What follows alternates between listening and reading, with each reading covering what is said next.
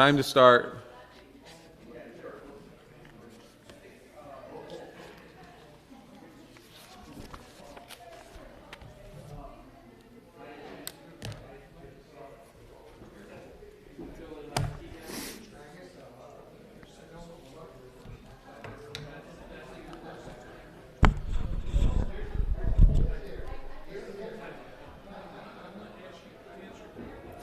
We spoke last week about proof by example.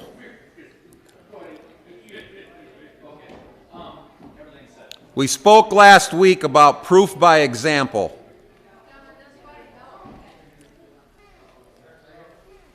Lots and lots of examples. And we also discussed the math that's involved in really big numbers, the notation for probability and for number notation. What was the point of all that? Why did we do that? Anybody remember? Anybody even know? Hopefully. We talked about numbers like 10 to the 50th power, and we talked about the difference between inductive and deductive proof, even though we didn't use those terms exclusively. Why did we do that? What's the point?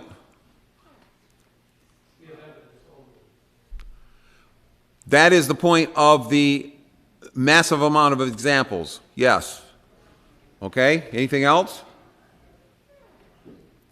You cannot prove anything for sure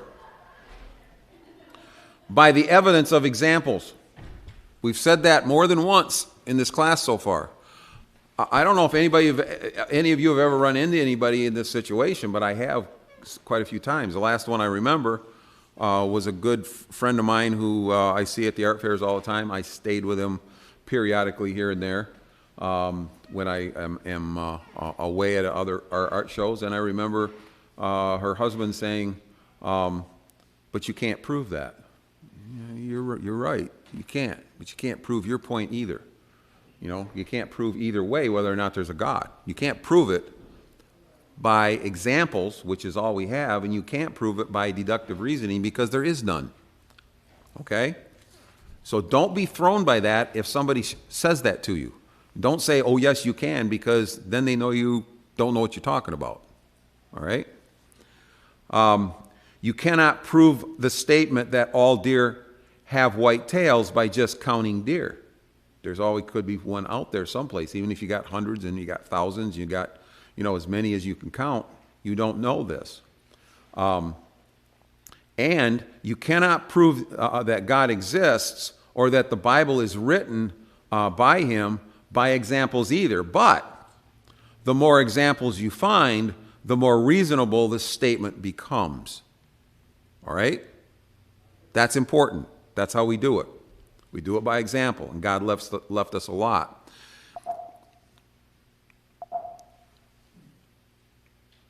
It was working just a minute ago, Aaron. I had to click a button. There we go. On the other hand, there are ways to figure the probability of an event taking place. We talked about Emile Borel, French statistician and probability guy, mathematician, that said that if anything is beyond 1 to 10 to the 50th power, it's impossible for it to happen. So if the probability of the human eye evolving by chance is calculated to be 1 in 10 to the 266th power, probably beyond the realm of natural possibility, we have to start looking at, or at least should start looking at, the supernatural. Although we told examples of people that won't do that last week. And if the probability that only 48 predictions made about Jesus all coming true is 1 in 10 to the 157th power, as it has been figured, then just maybe the supernatural is got to be involved in some way or another, especially when you stop and think that's only 48, and there's like hundreds just about Jesus, and then hundreds more about other predictions. We're going to start talking about some. So these odds are astronomically against these things happening naturally by accident. The only way to know something is true for sure is to be able to either see it or to use some kind of a deductive proof on it, neither of which are possible when it comes to the existence of God or the evolutionary process. Don't let them fool you. They do not have rock-solid proof. They have lots of evidence also, and they tend to believe that evidence. They'll tell you otherwise, okay? But it's not true. Adam and Eve could prove the existence of God. Why? They walked and talked with him. But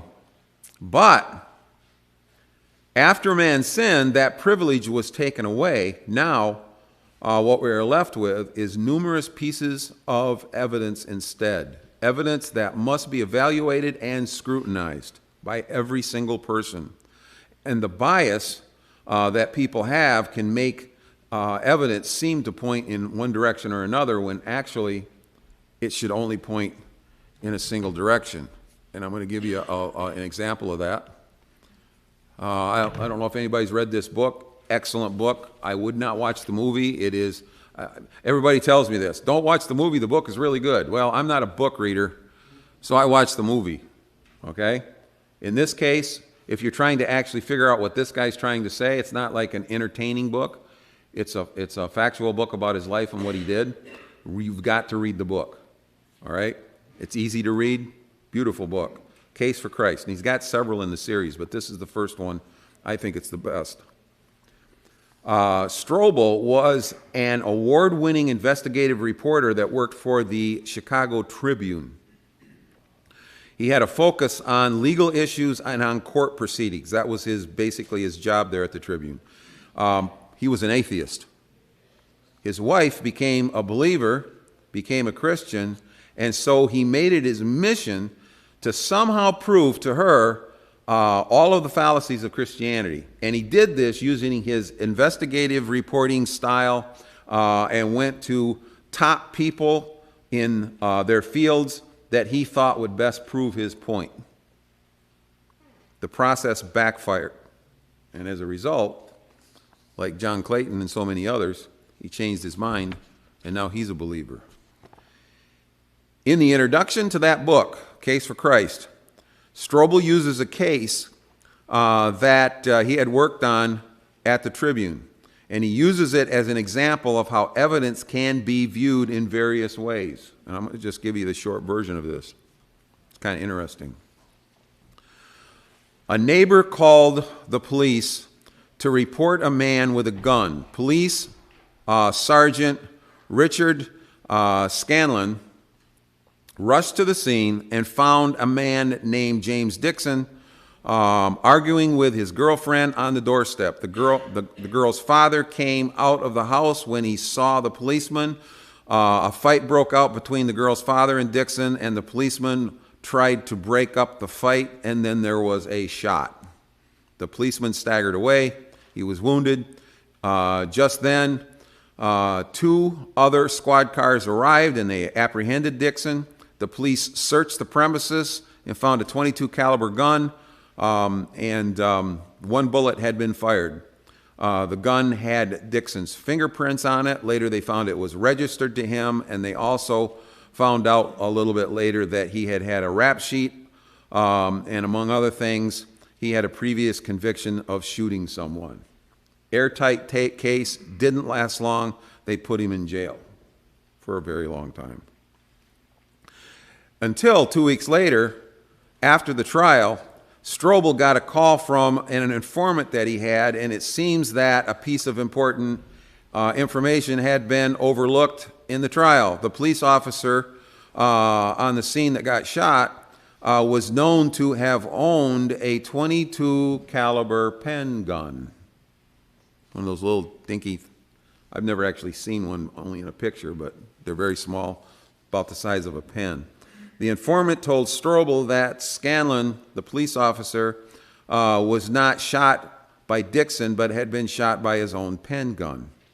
Then when Dixon went to the chief of police and told him of this new evidence, they were kind of reluctant. They didn't really want to do anything about it. But later, the case was reopened by the grand jury, and they found that evidence had been overlooked, and this seemingly airtight case was not as ironclad as people had thought.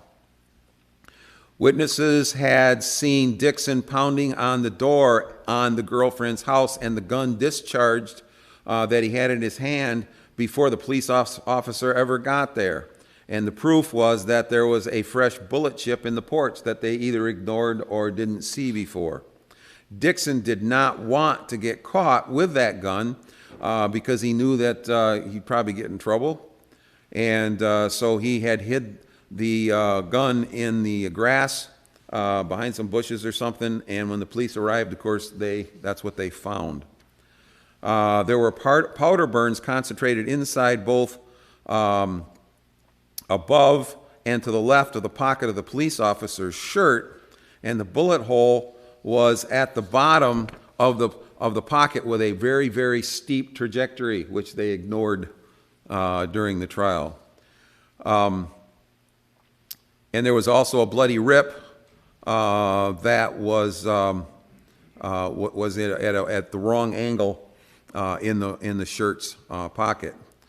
Dixon's rap sheet didn't tell the whole story either, because yes, he had been convicted, but an appellate court later had found him to be wrongly convicted, and they let him out and expunged his record, so he really didn't have that conviction, but it didn't look like that to the police. And later on, since it was illegal it still is, I think, illegal to own a pen gun, the officer finally had to reveal and confess the fact that he owned one and that he was shot by his own gun. If that one piece of informant would never come out, then those dominoes would have never. You see what I'm saying? This happens so many times in the world, and people believe things that aren't true because they think they've got proof, but all they have is evidence, and the evidence is seemingly pointing in the wrong direction. This happens with our present topic a lot.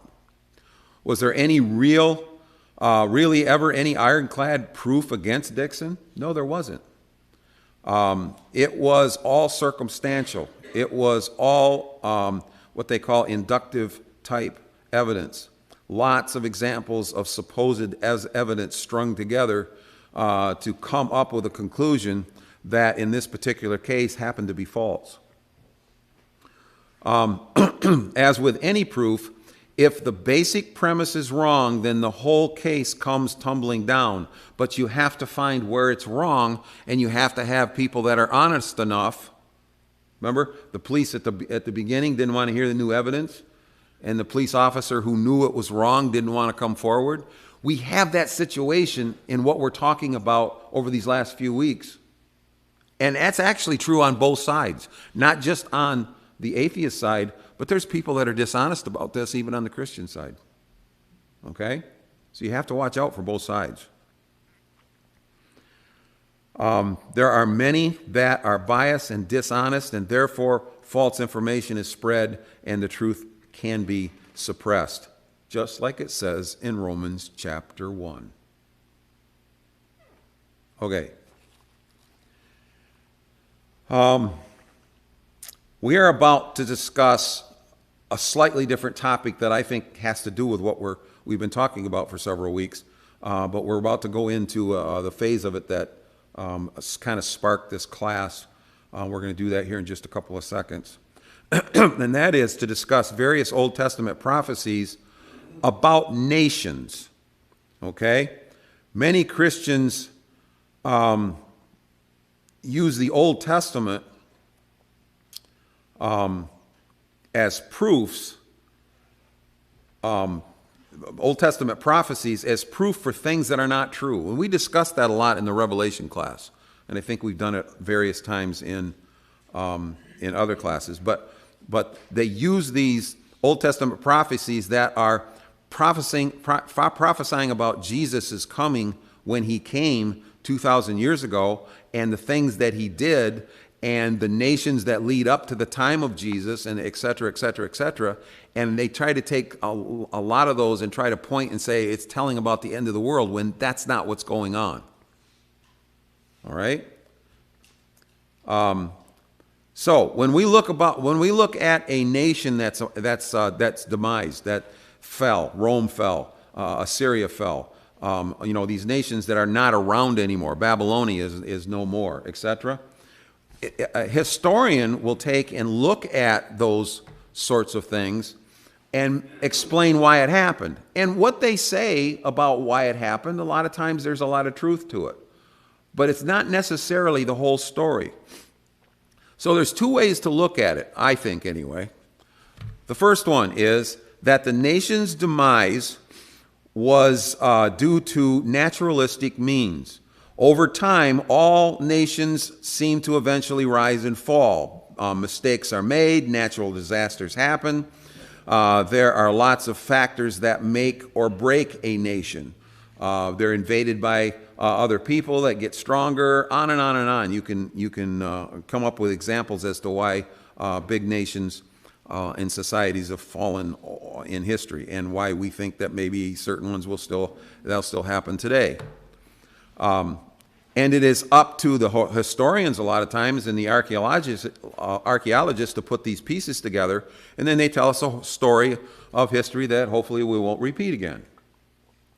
But there's another way to look at this, and I'm not discounting what they're doing. What I'm saying is a lot of times it's not the whole picture. So instead, the failure of a nation can also be because God said it was going to happen. Plain and simple. And there's a lot of examples of those in the Old Testament, and we're never told because we're told about the history side, and nobody wants to touch the prophecies because they think they're going to get in an argument or they don't understand them or whatever. The reasons are often due to, that a nation falls is often due to a disbelief in God as creator and the way that that particular nation has treated God's people. All right? I mean, God made condemnations when we talked to Egypt, or talked about Egypt in Exodus. He made condemnations about Egypt, what was going to happen. And we're going to see in a later class that a lot of prophets did the same thing. And we're going to take a look at what those prophets said and then what actually happened to not just Egypt, but several nations actually. Which of these is true? And it all is based sometimes on how you look at the pieces and how you put together the evidence. A few weeks ago, Cliff was teaching classes on Jonah and then on Nahum. Both were writings that have to do with Assyria. Jonah tells the story, of course, about how God sent Jonah to preach to the people at Nineveh against them because they were wicked. And Nahum, of course, was sent later to the same people to prophesy against Nineveh because they didn't stay repentant very long. So during that class, towards the end, when we were in the Nahum part, Jill had asked the question, what happened to Assyria in real history? I mean, you can see the prophecies, and I don't even know if this was on her mind for sure, but you can see those. Did those really happen? Where's Assyria today? That's a really good question, and we rarely, if ever, talk about that sort of thing in Bible class. Well, we're going to talk about that sort of thing and try to answer that question about Nineveh, or about Assyria, and about quite a few other nations. What we are going to see is an example of God making promises and predictions that trickle down sometimes over a fairly short period of time of less than 50 years, and sometimes over a very long period of time of over 1,000 years, and try to see what the Bible has to say about it and what we might miss. So the first one we're going to talk about today, we're going to just do the rest of this class on Assyria. The Assyrians were one of the most cruel and barbaric people that ever existed. Now, we've talked about Egypt as being a very, very long empire of thousands and thousands of years. The Assyrians were not as long-lasting as the Egyptians, but they lasted from about 2000 BC, and they say possibly even as early as 2200 some BC, all the way up to 609. Now, some historians say it's 611, some people say 612, 609. somewhere in that vicinity, they don't always agree, but within a very few year period of time, they know, boom, there was no more Assyria right then. I mean, it happened very, very quickly. Everybody was afraid of the Assyrians. What you see here is two out of, I found bunches and bunches of these. Now that they know where Assyria was and where, they found some of these in the last, 100 years, 200 years at the most. These are plates that show what they do to their enemies once they conquer them. And they used to make these and send them to the next place they wanted to conquer, to show them what we're going to do to you, to get inside their heads. And the things they did were awful. Cutting off noses and ears, chopping body parts off and letting them lay there, skinning people and just laying the skins over the walls while everybody else had to watch what they were doing, and they knew they were next. And this is a picture of them impaling people and just having them on stakes and skinning people. I mean, it was horrible. They were truly barbaric. All right. In fact, remember that Assyria is the nation that invaded and conquered the northern kingdom of Israel. Now, if you remember, the southern kingdom the southern kingdom was conquered by Babylonia, taken away for 70 years into captivity, and then a remnant was released back to Israel, and that's where Judea became a little more powerful again, and they rebuilt the temple, etc. But Assyria was so ruthless.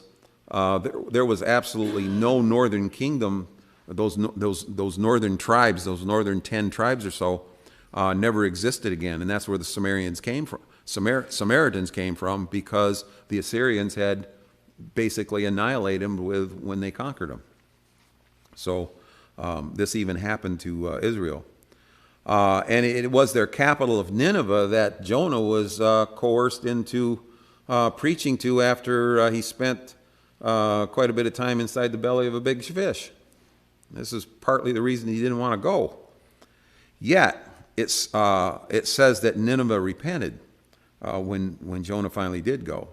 But after their initial sorrow, evidently, according to Nahum, they went back to their old ways, and the prophets Nahum and Zephaniah both tell exactly how Nineveh would be destroyed. So, how many remember this slide from past classes? A couple people? 3 or 4? Huh? I remember the slide, just not what's on it. Yeah, you just remember all the lines and stuff, right? So, where do we first read about Assyria in the Bible? All right? I want to talk about that just for a very, very brief time. And if you look at this is my old, I've had this for 40-some years at least, and I've added to it, and I've used it in classes. I need to rewrite it because it's really hard to see. But if you look at it, it starts at the top with Adam. Remember that the line down the middle, the red line down the middle, divides into the west and the east. That's kind of important. And also that on the left side there, on the east side, these are the seed of the serpent. Okay? Seed of the serpent side. And the other side is the seed of the woman side, right? So on the right side there, you'll see go through Noah and his sons, and go through Abraham and on to the 12 tribes, etc., all the way down. And on the left side, you'll see the truncation of the Cain line. You'll see that Noah's line is divided at one point and goes into Ham, and then on the left side, we still see the seed of the serpent. Okay. It's kind of just a visual way of seeing how Genesis is kind of laid out in that manner. In that red square on the left side, all right, what do you see? A name. Ham's above that on the red square. Nimrod. Okay? That's the important part for us today. Nimrod's over there. And from Nimrod came what? Well, I'm glad you asked that. This is Genesis chapter 8, verses 8 through 10 in the what they call the Table of Nations. The first centers of his, talking about Nimrod's kingdom, were Babylon, Shinar, Assyria, and Nineveh. Okay, so he's basically the father of that. In fact, sometimes old Assyria is called the nation of Nimrod for that reason. What's important about Shinar? It was where the Tower of Babel was. Okay, Genesis says that. So where was Shinar, Babylon, Assyria, and Nineveh in relation to Shinar? Well, they were actually all in that same area. They grew up slightly at different times, and there was precursors in the Bible. For instance, when Abraham, we talked about this before, when Abraham was in the Canaan area on the left there, and he fought the kings of the east. Doesn't ever say where they were, but the kings of the east were the people that were over in the Babylon, Assyria, Shinar area over there that were coming around and causing trouble where Abraham was living. So they were, of course, the kings of the east. They were the seed of the serpents, and that battle becomes important in a symbolic sense even in Genesis. But Genesis also tells us that Nimrod was a mighty hunter, that he's also talked about in First Chronicles chapter 1, and it reiterates the fact about these facts about Nimrod, and in Micah chapter 5:6, Assyria is called the land of Nimrod. So he becomes kind of an important character, even though we don't usually talk about him. In the genealogies of Genesis, most of the names are simply listed. So you see, this guy begot this guy, begot this guy, begot this guy, begot this guy, begot this guy, and then every so often it stops and it either gives an extra sentence or even like 2 or 3 or 4 sentences about one particular character. One example of that is Enoch. When you get to Enoch, it stops and says that God took him because he was not, or something along that line, and he was righteous and walked with God. Why was that in there? It points out something. It's different than all those other names. And we find out that the reason is that Enoch is our first hint that there's a possibility that man doesn't have to die. Okay? So it's kind of leading into that seed of the woman side of the story, saying that there's a possible prediction that death is not going to be something that's going to be permanent. That's the reason why Enoch is there. And we go a little bit farther down, and it's name after name after name, and then we get to the house of Noah, and it gets to Ham, and it stops at Ham and talks about a guy named Canaan, which was his son. But Canaan hasn't even been introduced as a character yet. Why does it stop and give us 4 or 5 sentences about Canaan? Because Canaan becomes a really important figure, and it's who Israel's going to be battling with later, and a lot of other people come from that lineage that are important in the Bible. So Moses knows this and spends a little time at it as a precursor so that you know when it comes up who he's talking about. So some of these guys are important. Nimrod is the same thing. Nimrod is an important character. They stop the lineages, they talk a little about Nimrod, and then he comes up later in the Bible. So it's important to know about certain people, sometimes even more than others.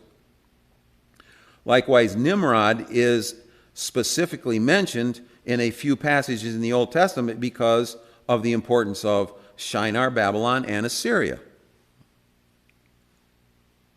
Nope. Whoops. What happened? Ah! Screen went blank. Just say it. Try that. All right. I think I'm there. You gave me a heart attack, Aaron.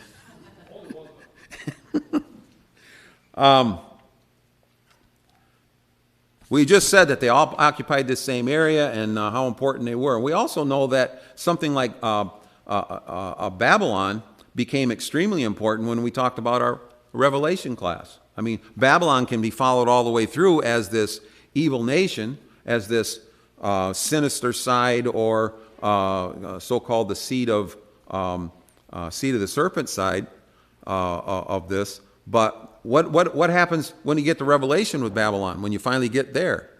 It is used as the symbolism of the most evil thing that can be, and it's used over and over again in that book.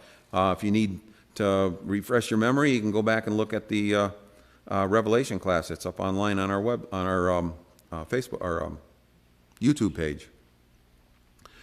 Many geographers and archaeologists say that Nimrod, in association with Assyria, the nation itself, was huge. Jonah chapter 3 seems to agree with this when it says that it took 3 days to cross. The walls of that city towered like mountains. They think they soared like 100 feet above the ground, and that at the base they were like 60 feet thick. This was a monstrous thing. In fact, the Ninevites named their wall, it's probably a shorter word, but what it meant was the one that terrifies the enemy. It was monstrous. These are the words of the Assyrian ruler, and I didn't put a pronunciation down here, Ashurnasirpal II. And this is from the 9th century BC, and this is after he won a battle. That's a picture of him. We know who he is, all right? And this is what he has to say. I destroyed them, tore down the wall, burned the town with fire. I caught the survivors and impaled them on stakes in front of their town. I fed their corpses, cut into pieces, to the pigs and the dogs and the vultures. Of some I cut off their heads and their limbs. Others I cut off their noses and their ears and their arms. Of many soldiers I put out their eyes. I filleted many and covered the walls of the town with their skins. The heads of the warriors I cut off, and I formed them into a pillar against their city. Their young men and maidens I burned with fire. 3,000 captives I burned, and I left not a single one alive to serve as a hostage. He didn't just kill them. Okay? This is what these guys were like, and that's the actual words of that guy right there. Assyrian king.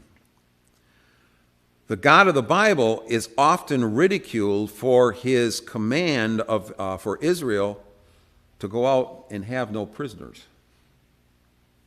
There was a reason for that, guys. And if you've never heard that argument, God of the Bible's awful because he just goes in and he has people kill everybody.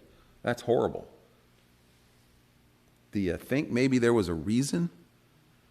All right? And also, there's places in the Bible that says, I'm going to give you another 400 years to repent before I do this to you. Okay? You got to kind of have to know the whole story. If you look closely, whenever God pours out his vengeance on a nation, there's always a good reason. As crude as they were, though, the Assyrians had many splendid palaces, etc. This is a depiction of what they think one section of the city probably looked like. So they weren't just some barbaric tribe that went around and sat in tents and wore awful garments. I mean, they were, to themselves, somewhat artistic, it seems. Their architecture is said to have been on an extremely large and impressive scale. Their gods, though, were ruthless. The Assyrian kings were boastful and arrogant.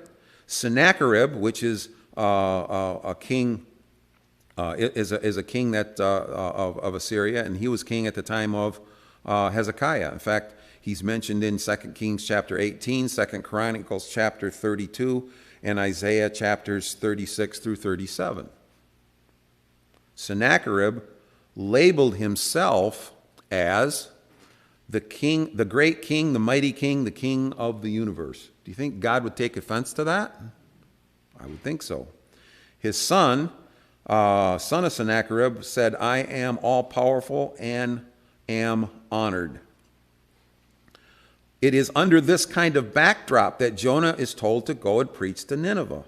And it was because of their wickedness that God spoke to the Assyrians through Nahum later and said such things as this. You will have no descendants to bear your name. This would not have seemed possible at this time. And this is something that I want to point out in each one of these as we go through these different nations. When the prophets were prophesying to these various nations about what would happen to them, the prophecies themselves did not seem like it was possible they could happen, and the time for it didn't seem possible even that the nation could come down because it was at their height. And that's what's happening here. This is at the height of, this is at the height of the Assyrian mightiness, so to speak, that this is being prophesied just a very few years before this. Nahum was in the 600 BCs. We said that Assyria was a mighty nation from at least 2000 BC up to 609 or so. Nahum only prophesied this a few years before that, when it was at its mightiest. And there was no way in the world that it could possibly have fallen, according to anybody in the world at the time. Their armies were constantly ready for battle. Their fortresses were secure. They were feared by everybody. But the battle belonged to a higher power. They just didn't know it. Assyria's reign of terror would eventually plunge into oblivion, and Nahum made the following predictions about what would happen. The city would be destroyed with a flood. Nineveh would be burned and her riches taken. Her defenders would be drunk. In other words, the soldiers would be drunk at a crucial time in the approaching war.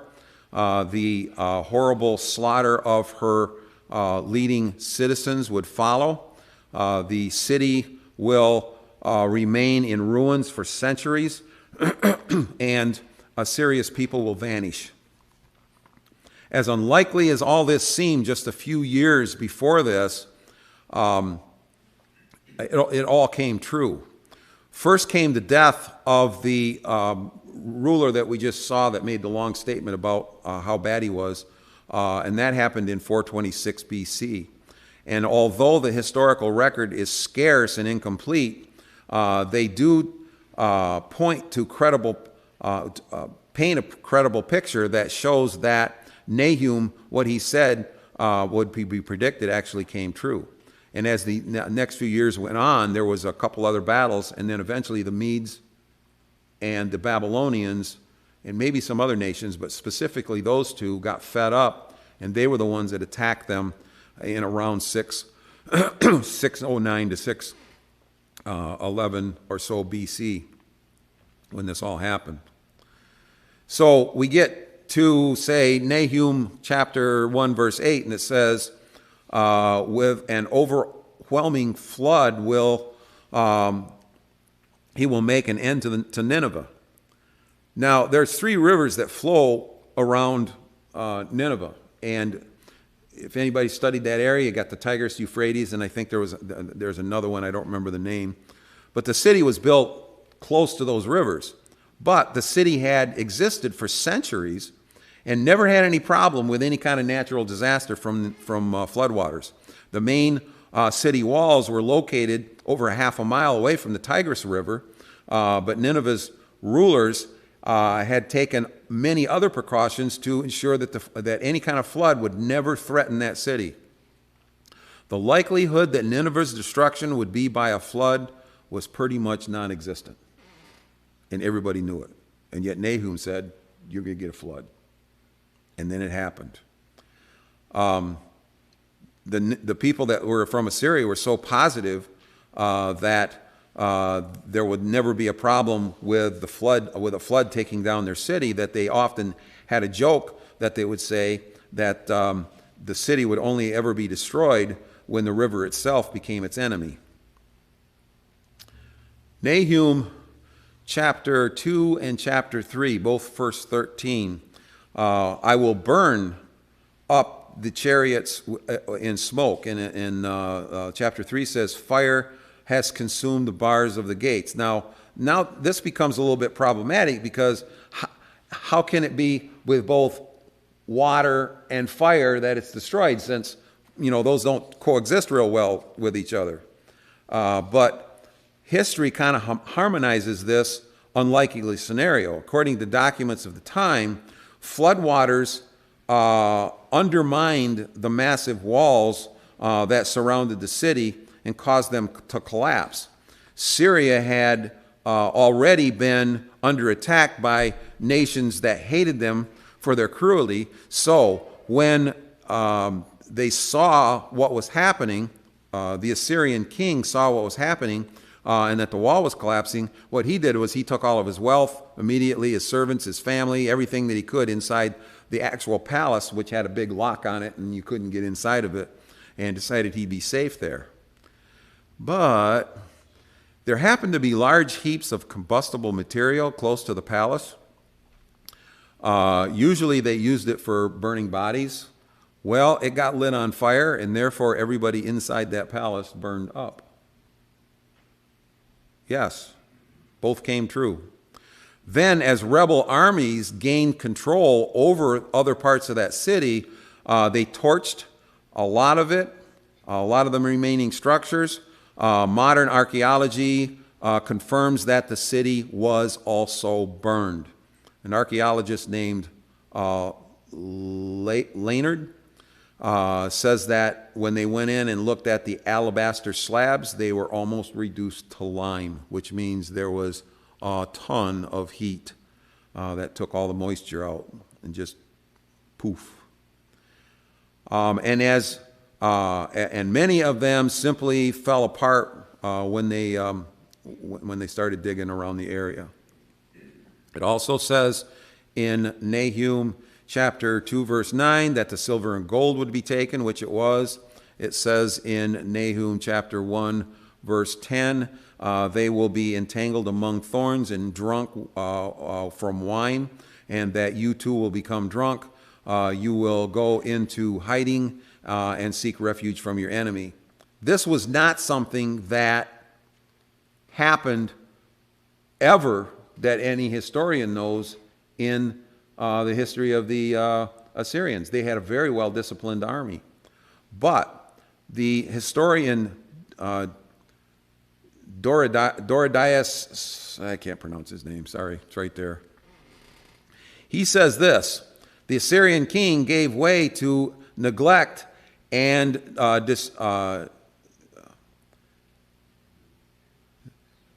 some reason that's not coming to me. Distributed to his soldiers liberal supplies. He's talking about alcohol, so they could make merry, because they didn't think there was any problem. And while carousing, the friends of the leaders of the Medo-Persian army learned that this was happening and that they were slackness and drunkenness, and that's when they made their unexpected night attack. This was something that just wasn't done, and it was done that particular time, and Nahum happened to predict this. It is important to know that over the years that the Assyrian power was a very disciplined army, and this did not normally happen. I think I just said that. Nahum chapter 10, or chapter 2, verses 10 and 11 foretell the ravishing of Assyria and by her captors. And 3:3, which is up there now, says, charging cavalry, flashing swords, glittering spears, many casualties, piles of bodies without number, people stumbling over corpses. And then again, this historian that we just had up there says, so great was the multitude of slain that the river mingled with blood, changed its colors.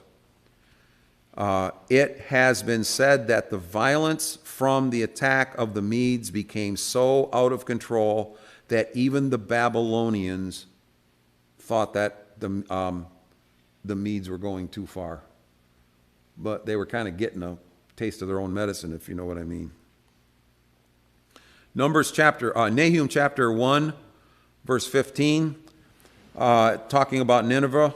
You will have no descendants to bear your name. I will destroy the images and idols of your temples and your gods, and I will prepare your grave for you are vile.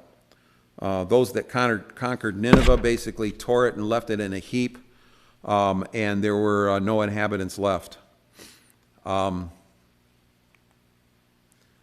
This guy is a famous Greek adventurer, and he passed by in 200 years after this happened, which would make it like 300 and some up to 400 BC. And he notes that when he got to that part, he didn't even know that there was a city there. And later on, when even up to like 1776, the American Revolution, travelers thought that the big mound of dirt was just a big mound of dirt. And it wasn't until the 1800s that they finally found that there was actually a city underneath there, the ancient Assyrian city. We're running out of time, so I'm not going to read out all of the rest of the verses. But you kind of, I think, get the idea. Cambridge, no, that's not the right one. This one. The Cambridge Ancient History book says this. It says that the disappearance of the Assyrian people will always remain a unique and striking phenomena in ancient history. And a commentator named Walter Mayer says that no people lost their identity so completely and quickly as did the Ninevites. They were there, and then they weren't there. And for 2,500 years, nobody even knew that they existed after that at all, until they were found in the 1800s. This is a slide I'm not going to read. You can write down the scripture and read it if you want. Zephaniah chapter 2, verses 13 through 15, that basically says the same things that we already talked about. This is on the right what Nineveh looks like today, where they've done a lot of excavation. And on the left there, they rebuilt that gate to what they think it used to look like. But it wasn't there. It's been rebuilt. Now, there is a few of the stones that they've uncovered at the bottom that are original. Like I said, for years they didn't even know it was there. Could this simply have been bad luck of a nation who had run its course instead of the fulfillment of the predictive judgments made by God? Yeah, possibly. I guess it could be. I really don't think so. Because when you look at all of the evidence for a creator and the reliability of the book that was written by this omniscient, omnipotent, and omnipresent being, I think that the odds are in favor of this being exactly what the Bible says it is, the result of God's punishment on a nation that did not honor him and enslaved his people and did not believe him. But, as we've said before, you got to analyze the evidence and kind of decide for yourself. This is what Nahum says at the beginning of the book. And I haven't got my glasses on, so you're going to read it for yourself. He's a jealous God, okay? His wrath is poured out on his enemies, and it was definitely poured out on Assyria. We're going to talk about another nation next week, and we're going to continue on with several other nations over the next few weeks. Any questions? Yeah. What were the gods like of Assyria? You know, I looked them up and I can't find any. Normally, well, it was paganism, of course. Normally, I can look up Egyptian and gods, and I can get dozens and dozens of them. I can look up other nations and find the same thing. I haven't been able to find much on them. And Nahum made the prediction that your gods are going to vanish. There's not much on them. Okay? And that's probably the reason why. We're going to find specific things are going to happen to specific groups. And sometimes those things are going to be so much different than happened to other groups. So there's such a contrast. It can't be that these prophets were going out and just willy-nilly saying the same prophecies to different people. They're pinpointing exact things that happened. Good question, but I can't answer it. There's not enough information out there. Anything else? Thank you. Jill, does that answer your question? Had you already read that in that book? Good.